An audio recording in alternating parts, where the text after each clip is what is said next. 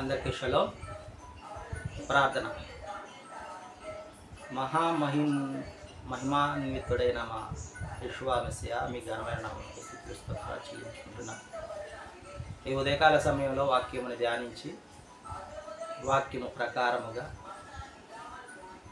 మా జీవితంలో మలుచుకొని నీకు ప్రీతికరమైన జీవితమును జీవించుటకు నీ యొక్క కృపను, సమాధానమును, ఆరోగ్యమును మాకు అనుగ్రహించుచున్న నడిపిస్తున్న విధానం బట్టి మీకు స్తుతులు స్తోత్రాలు చెల్లించుకుంటున్నాను.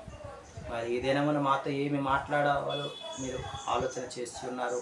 మేము గ్రహించినట్లుగా మా మనోన్నతను వెలిగించమని ఈ మా మనవులను మా రక్షకుడు విమోచకుడు యెషువా మెస్సియా నామమున అడిగి పొందుకుంటున్నాం తండ్రి, ఆమేన్.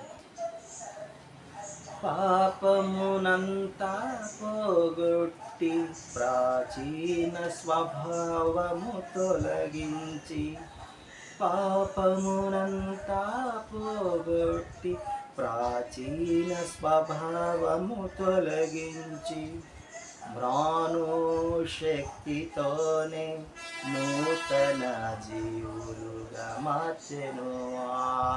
మ్రాను శక్తితోనే నూతన జీవులుగా మార్చెను.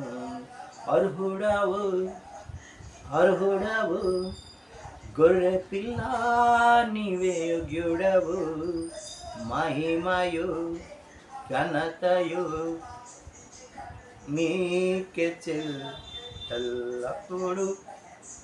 అర్హుడవు అర్హుడవు గొర్రె పిల్ల నీవే యోగ్యుడవు, మహిమయు ఘనతయు నీకే చెల్లును ఎల్లప్పుడు. ఇదిగో యెహోవా గొర్రె పిల్ల, ఇవేగా మా కృతజ్ఞత స్తుతులు. ఇదిగో యావే గొర్రె పిల్ల, ఇవేగా మా కృతజ్ఞత స్తుతులు. అర్హుడవు అర్హుడవు గొర్రె పిల్ల నీవే యోగ్యుడవు, రక్తమిచ్చి ప్రాణమిచ్చి నీదు ప్రజలను కొనినావు. అర్హుడవు అర్హుడవు గొర్రె పిల్ల నీవే యోగ్యుడవు, మహిమయు ఘనతయు నీకే చెల్లును ఎల్లప్పుడు. ఇదిగో యావే గొర్రె పిల్ల, ఇవేగా మా కృతజ్ఞత స్తుతులు. ఈరోజు 2 సమూయేలు గ్రంథం 16వ అధ్యాయం మనం ధ్యానిస్తున్నాం. ముగ్గురిని చూస్తున్నాం ఈ దినమున. దావీదు దగ్గర ఉన్నటువంటి సౌలు కుమారుడు మెఫీబోషెత్, అతని కుమారుడు సేవకుడైన సీబా దావీదునకు ఆహారం ఇచ్చి స్వాస్థ్యం పొందుకున్నట్లుగా ఈ అధ్యాయంలో చూస్తూ ఉన్నాం. అలాగనే గెరా కుమారుడు ఎవరంటే సౌలు కుటుంబీకుడు. గెరా కుమారుడు షిమి దావీదు దారిన పోతూ వెళ్తూ ఉండగా వారందరూ కూడా ఇతను దావీదును శపిస్తూ ఈ దావీదు వెనుకున్నటువంటి వారి అందరి మీద రాళ్ళు రువ్వుచూ ఉన్నట్లుగా ఈ అధ్యాయంలో చూస్తూ ఉన్నారు.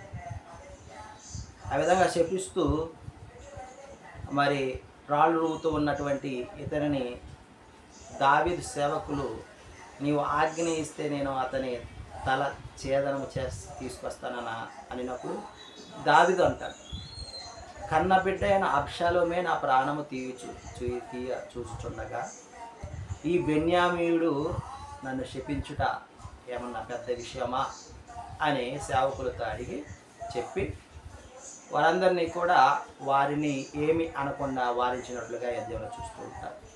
అక్కడ ఒక మాట అంటున్నాడు దావీదు, ఈ శాపములను నాకు మేలుగా చేస్తాడేమో, నా శ్రమనే అదోనేవారు లక్ష్యము చేస్తాడేమో, అందుకే ఆయన ఆజ్ఞ లేనిదే ఆ బెన్యామీనుడు నన్ను శపించలేడు కదా అని వారందరితో కూడా అన్నట్లుగా ఈ అధ్యాయం మనం గమనించగలం.